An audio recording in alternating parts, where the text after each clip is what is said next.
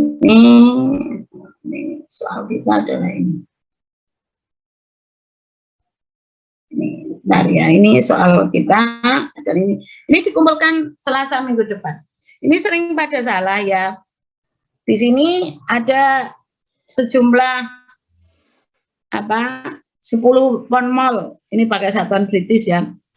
10 pon mol per jam campuran benzen dan toluen dengan fraksi mol benzen adalah 0,32. Fraksi mol benzennya udah 0,32 atau 32% boleh ya, ini sudah diketahui 0,32. Itu dimasukkan ke dalam tabung distilasi. Di dalam tabung cairan itu dipanaskan sehingga cairan yang volatil itu akan menguap. Tetapi di sini ada catatan. Ternyata jumlah cairan total di dalam tabung distilasi itu tetap. Jadi ketika dipanaskan, jumlah cairan total di dalam tabung distilasi itu tetap 20 pon mol. Di sini ditanya berapa waktu yang diperlukan supaya fraksi mol benzen dalam hasil destilasi itu adalah 0,4. Di sini dianggap tidak ada cairan dan uap yang hilang. Artinya ya cairan menguap gitu, tidak ada yang hilang ke sekeliling. Jadi ya banyaknya uap yang terbentuk ya sama dengan uap, sama dengan cairan yang menguap gitu. Artinya tidak ada kehilangan massa dalam kasus ini. Dalam keadaan kesetimbangan, hubungan antara fraksi mol benzen dalam uap dan cairan dianggap mengikuti hukum Roth-Dalton, yaitu Y sama dengan alfa X per 1 plus alfa min X, alfa min 1 X, dengan relatif volatility-nya, alfanya adalah 2,48. Nah, bedanya ini dengan soal nomor 1 kita apa ya? Ada yang tahu bedanya soal kita ini dengan soal nomor 1 kita apa? Ada yang bisa jawab? Tidak ada output. Apa bedanya soal kita ini dengan apa namanya, dengan soal nomor 1? Aduh, dengan soal nomor 1 kita apa? Ada yang bisa jawab? Jumlah cairan totalnya bukan, Bu? Dalam tadi. Gimana? Jumlah cairan totalnya bukan, Bu? Jumlah cairan totalnya kenapa? Ini Ras ya? Iya, Bu. Ayo Ras. Jumlah cairan totalnya tetap. Ya, Bu. Kalau di dalam soal nomor 1 tadi?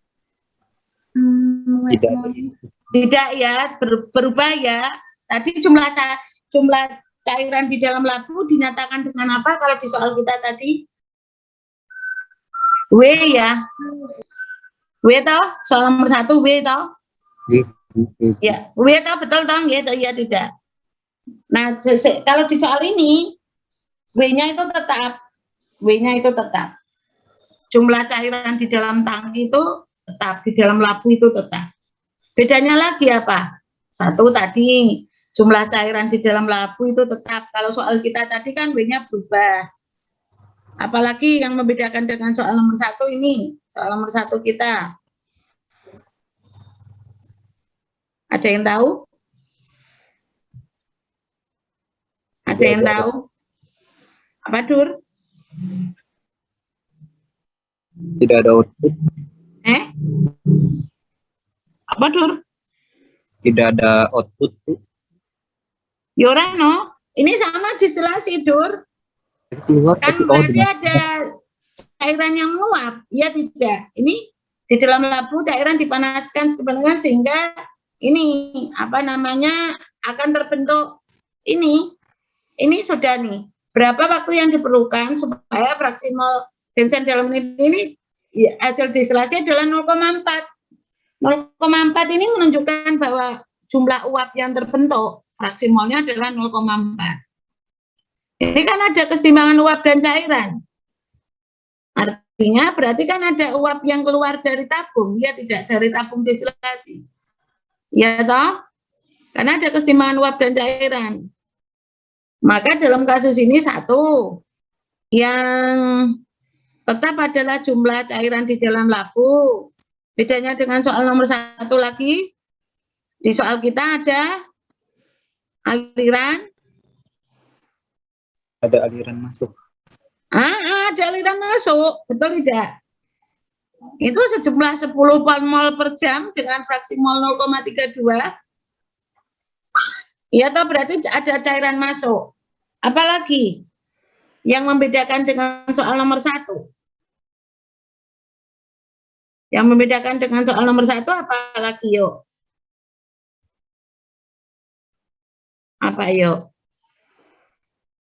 Kalau apa cairan yang keluar itu terbentuk dalam uap ya, karena ini proses menara destilasi.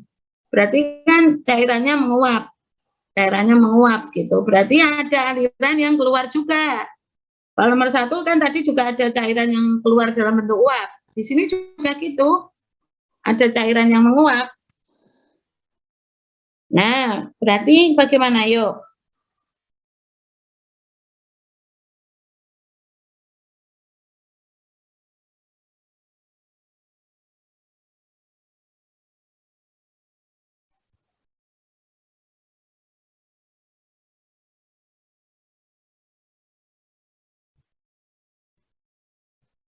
Ayo apa lagi?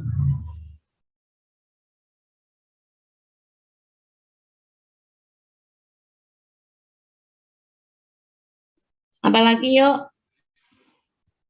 Apa yuk? Yang membedakan soal nomor 1 dan soal nomor 2. Ini nanti neraca masanya dalam bentuk apa? Dalam bentuk rate. Iya tidak? Kalau soal nomor 1 tadi kan laju alir masanya yang kita gunakan adalah input min output sama dengan akumulasi. Tapi kalau ini satuannya apa? Dalam bentuk rate kan? Ini ada pound mol per jam. Berarti rate of input dikurangi rate of output sama dengan rate of akumulasi. Perlu tidak ya kita menyusun neraca massa total?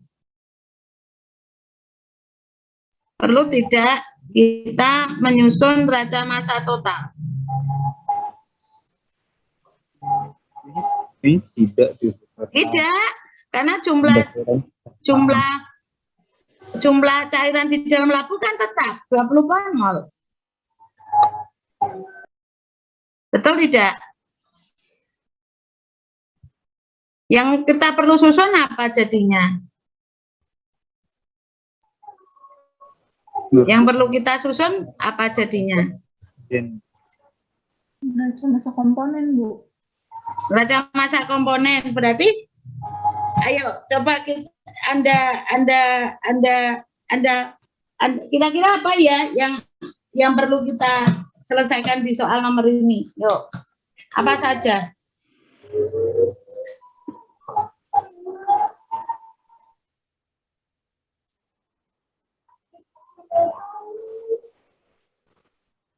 Neraca massa komponen.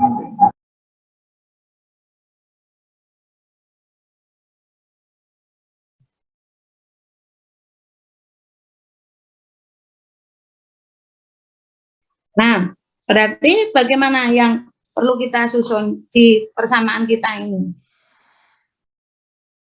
Coba, kalau dari neraca massa total, itu kira-kira apa ya? Kira-kira kalau disusun.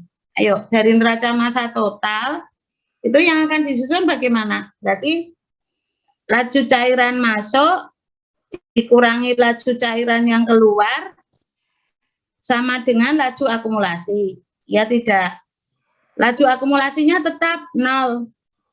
Berarti dari neraca massa total hanya kita gunakan, sebenarnya tidak perlu kita susun, tapi bisa kita gunakan untuk menentukan apa?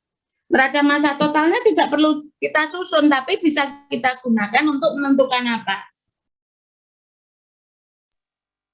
Neraca massa totalnya itu tidak perlu kita susun sebenarnya, karena tidak ada perubahan massa. Berarti DW per DT-nya kan sama dengan 0, ya tidak? Iya, Bu. Karena DW per DT-nya sama dengan 0, akibatnya apa? Input sama dengan output. Iya, input sama dengan output. Pinter, Dur, 100. Berarti laju alir uap yang terbentuk sama dengan berapa? Kan yang masuk cairan ya. Iya, Bu. Cairan yang masuk 10 mol per jam. Iya. Jumlah uap yang keluar kan belum kita ketahui. Kan sama dengan laju perubahan massa. Laju perubahan massanya kan 0, dW per dt-nya kan 0. Berarti output kan sama dengan input. Berarti jumlah uap yang terbentuk sama dengan berapa jadinya? 10 mol Per jam, pinter. Jadi dari neraca massa total itu hanya kita gunakan, kita bisa mengatakan sebenarnya tidak perlu kita susun. Berarti dari neraca massa total kita mendapatkan bahwa laju alir masuk ya sama dengan laju alir massa yang keluar. Yaitu sama dengan 10 mol per jam. Jadi jumlah uap yang terbentuk ya 10 mol per jam. Itu dari neraca massa total. Kita langsung ketemu itu, tidak perlu kita susun, langsung ketemu itu. Nah sekarang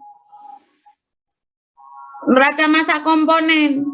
Yang Anda pilih neraca massa komponen apa? Benzin. Yang kita pilih neraca massa komponen apa? Kayaknya yang kuliah Rasda dan Abdur saja ya, yang lainnya pada kemana ini? Masa pesertanya 2 itu, yang lainnya pada kemana?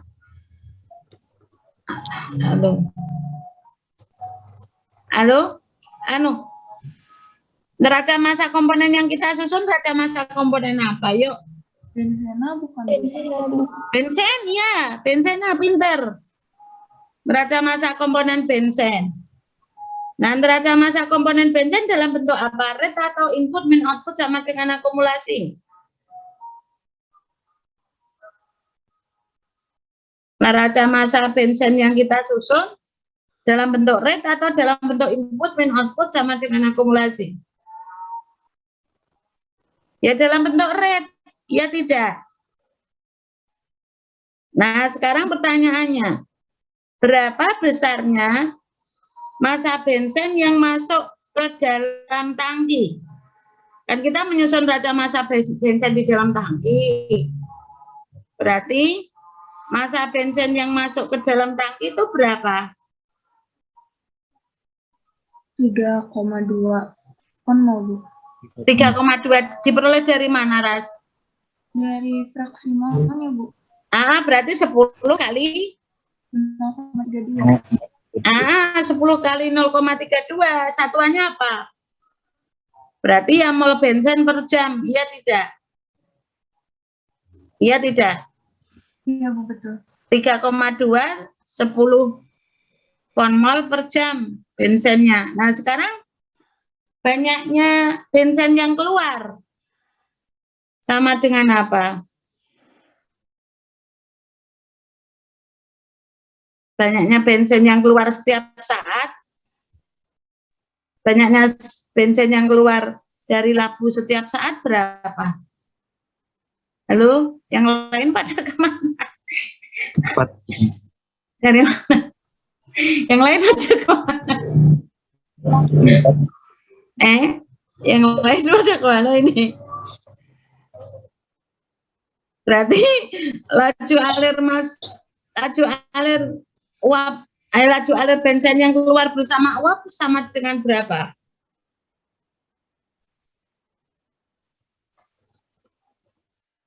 Halo? 4. Baik dia. Berapa? Yuk, berapa, Dur? 4. Ini kok ya? Yorano itu kan yang berapa waktu yang diperlukan. Kalau neraca massa secara umum kan harus berlaku setiap saat, iya tidak?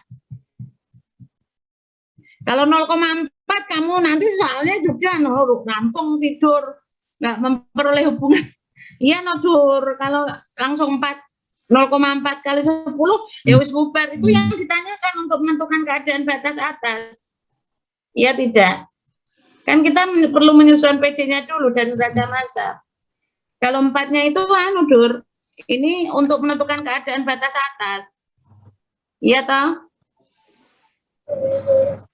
Iya no. Iya, Bu. Nah sekarang, iya toh Dur. Jadi 10. Berarti Gitu. banyaknya bensin yang keluar bersama uap sama dengan apa yang keluar dari tangki? 10 dikali Y. 10 kali apa Dur?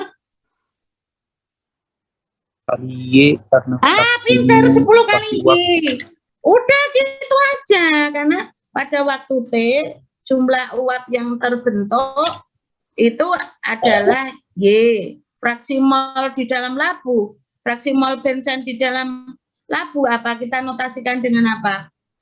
Jumlah bensin yang terbentuk setiap saat, fraksi molnya apa kita notasikan dengan Y, ya tidak? Di fasa uap. Jumlah fraksi mol di dalam tangki setiap saat di fase cair kita nyatakan dengan X, ya tidak? Ini loh, dari hukum Rodalton kan sudah bisa menjawab. Jadi pada waktu T jumlah cairan, jumlah fraksi mol A di dalam cairan adalah X. Jumlah fraksi mol A di dalam uap adalah Y.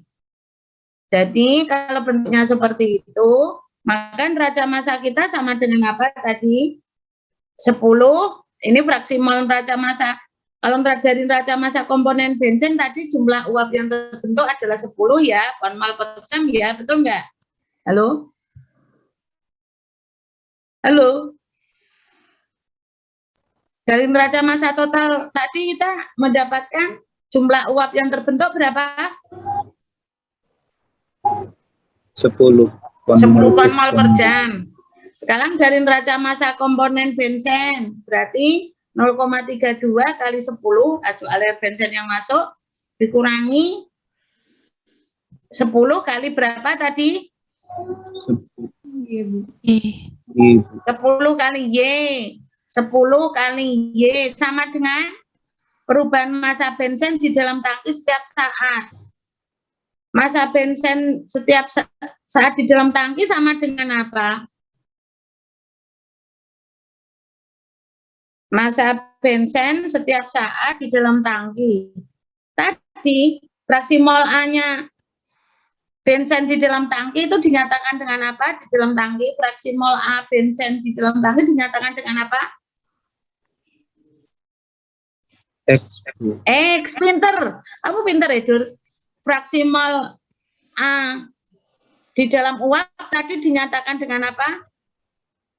Iya, Bu. Iya, pinter banget. Jadi persamaan neraca massa kita, neraca massa komponen bensin 10 kali 0,32 minus berapa tadi? 10 kali Y sama dengan D dalam kurung D kali F. W-nya berapa? W-nya 20. Nah, W-nya 20. Berarti menjadi apa? D 20 kali X per DT, ya tidak? Berhubung 20 itu konstanta, berarti bisa kita rubah menjadi 20 dx per dt, betul tidak? Gitu. Nah, berarti persamaan kita dari neraca massa bensin itu menjadi bagaimana? Tadi diulangi yuk, ada yang bisa bantu ngulangi. Berarti neraca massa komponen bensin di dalam tangki sama dengan apa? 10 kali 0,32 pinter dikurangi 10 Y benar pinter sama dengan 20 dx per dt. Yes, 100. Ais ya, yang jawab ya Is. Nah, sekarang keadaan batasnya. Padahal yang diketahui di sini Y ya. 0,4 kan Y. 0,4 ini adalah Y. Ya toh? Sehingga kita harus merubahnya. Padahal Y kita itu mengikuti hukum Rodalton. Maka persamaan kita di neraca massa komponen benzen itu adalah sama dengan 3,2 minus 10 kali alfa X per 1 plus dalam kurung alfa min 1 X sama dengan 20 dx per dt. Alfanya diganti 2,48. Padahal keadaan batas kita yang diketahui Y. Maka caranya bagaimana? Padahal PD kita itu adalah hubungan antara T dengan X. T dengan X. Sementara kalau Anda ditanya, ketika waktu T sama dengan 0, berapa kadar A di dalam cairan? Ketika T sama dengan 0, berapa fraksi mol A di dalam cairan?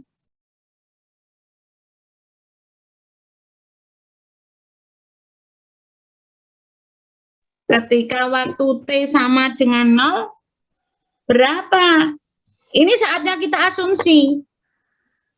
Anda bisa mengasumsi ketika T-nya sama dengan 0, maka X di dalam tangki sama dengan, diasumsi aja, boleh, monggo mawon. Kan saatnya kita mau mencari supaya kita mudah. No, bukan Bu. Oh, bukan, kita kan cairannya selalu masuk 0,32. Kita kan boleh mengasumsi itu, Rasda. Jadi ketika waktu T sama dengan 0, jumlah X di dalam tangki ya sama dengan kadar benzen yang masuk ke dalam tangki. Ya kan berujuk gitu dia. Ya toh, jadi X-nya boleh diasumsi seperti itu. Silakan Anda mengasumsinya apapun, monggo. Tapi kalau diasumsi gitu boleh. Kalau Anda mengasumsinya sama dengan 0, monggo silakan. Tapi kalau kita asumsi, karena di sini kan tidak ada informasi, maka kita bisa mengasumsi ketika waktu T sama dengan 0, monggo silakan aja. Tapi menurut saya di dalam tangki ya kadarnya nggak mungkin 0 toh ya. Kenapa nggak mungkin 0? Karena komponen biner yang menguap adalah benzen. Betul tidak?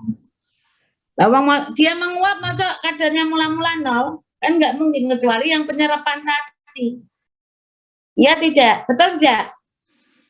Halo? Ya. Halo? Kan ini A-nya menguap. Betul. Nah, kan kita nggak mungkin menguap kok di dalam tangki mula-mula 0. Kan nggak mungkin.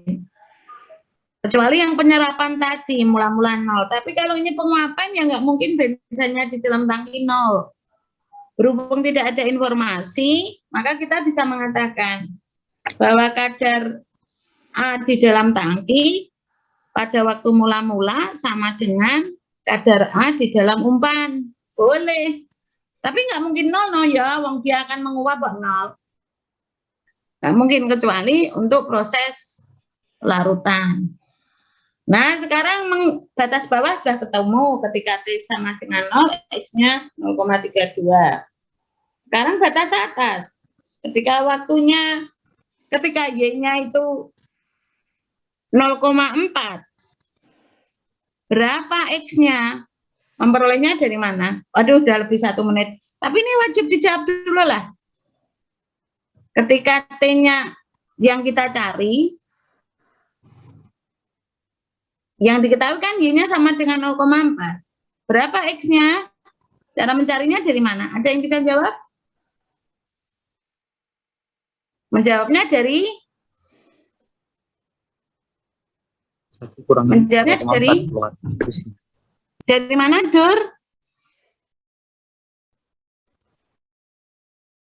Mencari X-nya ketika Y-nya 0,4. Mencari X-nya ketika Y-nya 0,4 bagaimana? Iya toh, PD kita kan hubungan waktu dengan X. Padahal yang diketahui uapnya di soal ini. Yang diketahui adalah uapnya. Berarti padahal PD kita adalah fraksi mol cairan X-nya. Yang diketahui di sini Y-nya. Maka ketika Y-nya 0,4, berapa X-nya? Caranya nyari dari ayo. Caranya nyari dari Dari hukum Roth-Dalton. kan, Bu? Iya, betul sekali.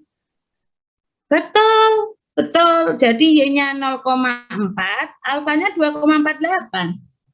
X-nya ketemu enggak? Ya ketemu dong. Betul ya? Begitu ya?